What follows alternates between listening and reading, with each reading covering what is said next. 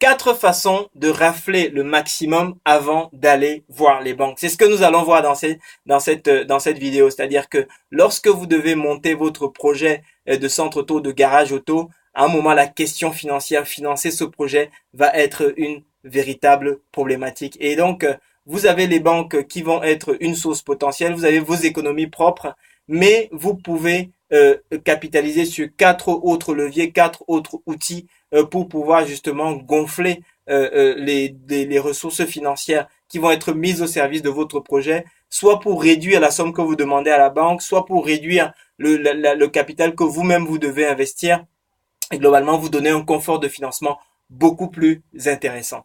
Alors, justement, quels sont donc ces 4 leviers? Alors, le premier levier qui est à votre disposition, c'est évidemment ce qu'on appelle le love money. C'est l'argent qui vient de votre famille. C'est-à-dire qu'en général, eh bien, si vous êtes quelqu'un de sérieux, quelqu'un en qui on a confiance, vous allez trouver des gens dans votre famille. Si vous avez des gens dans votre famille qui peuvent investir dans leur projet. Vous savez, aujourd'hui, au moment où je fais cette vidéo, les livrets A sont vraiment parmi les plus bas historiques. Donc, si les gens croient en vous, si vous avez eu un historique de sérieux auprès de votre famille et que vous leur demandez des fonds, eh bien, vous allez être surpris de ce que vous serez capable de lever. Ensuite, à côté justement de cette source de financement, vous avez une deuxième source qui s'appelle le financement participatif ou crowdfunding. Et le crowdfunding, j'ai fait d'autres vidéos dans lesquelles je vous en ai parlé, mais vous allez être absolument stupéfait de la quantité d'argent que vous pouvez obtenir du crowdfunding. Le crowdfunding, c'est quoi? C'est une façon de financer son projet de le faire financer par d'autres personnes. Peut-être que il y a il y a des plateformes avec différentes spécificités. Certaines vont permettre de dire, écoutez, il y a tel commerce qui veut se créer à proximité de chez vous, aidez à le financer. Vous voyez, ça c'est une source. Une autre source de financement, vous pouvez faire une campagne de crowdfunding dans laquelle vous intégrez les membres de votre propre famille pour qu'ils versent à travers justement cette plateforme de crowdfunding. Et un autre mécanisme extrêmement performant que vous ne redoutez pas, mais qui est terriblement performant, c'est de pouvoir solliciter le réseau de votre famille. Vous voyez? Parce que dans le réseau de votre famille, c'est-à-dire les gens que les membres de votre famille ou de vos amis connaissent, mais que vous ne connaissez pas forcément, parfois, ils vont croire en votre projet plus que les membres de votre famille même. Et pour plein de bonnes raisons. C'est-à-dire que peut-être qu'ils connaissent ce secteur mieux que certains membres de votre famille par lesquels ils ont découvert votre projet. Peut-être qu'ils ont eu envie de monter ce projet, mais ils n'ont pas eu le temps. Ils voient quelqu'un qui le monte et ils veulent vraiment le pousser pour aussi tirer profit justement des retombées qu'il peut y avoir, etc., etc. Donc vous pouvez comme ça lever des sommes que vous êtes très loin aujourd'hui d'imaginer. Nous, sur les tests que j'ai vu faire, les gens sont arrivés à lever jusqu'à 70%, ont obtenu dans ces campagnes de financement participatif, 70% des sommes obtenues venaient des gens qu'ils ne connaissaient pas avant de commencer la campagne. C'est-à-dire venaient des amis de leurs amis. Vous voyez? Donc c'est vraiment un système que vous ne devez pas ignorer et qui a une puissance que vous ne redoutez pas. Que vous ne connaissez pas. Donc, ne le laissez pas de côté. Donc, ça, c'est le deuxième levier. Donc, votre famille et le financement participatif.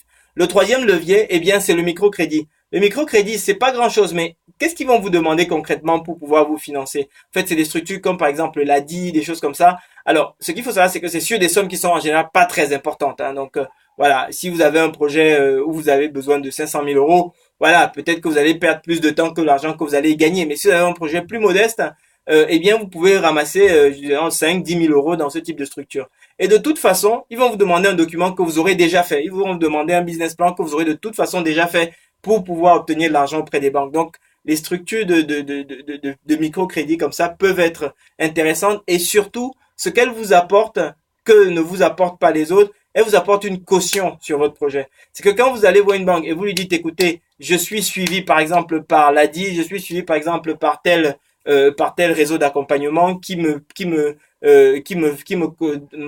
un microcrédit de temps.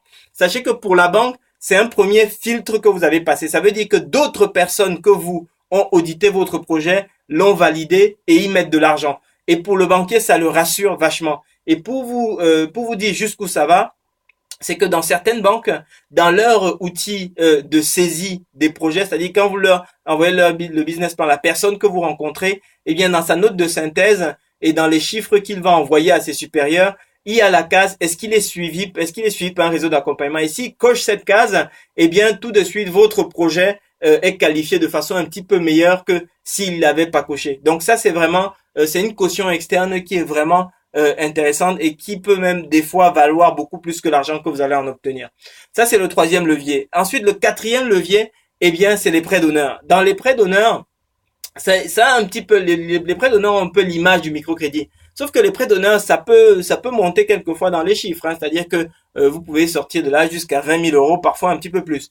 Et les prêts d'honneur, eh bien, en général, ils sont adossés à un prêt bancaire, mais c'est un peu comme le microcrédit, c'est-à-dire que ça apporte la certitude à la banque que d'autres personnes que vous ont regardé le projet, l'ont audité et y croient et y mettent de l'argent. Et à ce moment, la banque se sent vachement plus sereine pour pouvoir vous suivre et vous aider à faire de votre projet une réalité. Donc voilà, c'est ce que je souhaitais partager avec vous dans cette vidéo. Donc ces quatre autres ressources qui vous permettent de rafler le maximum avant d'aller voir les banques.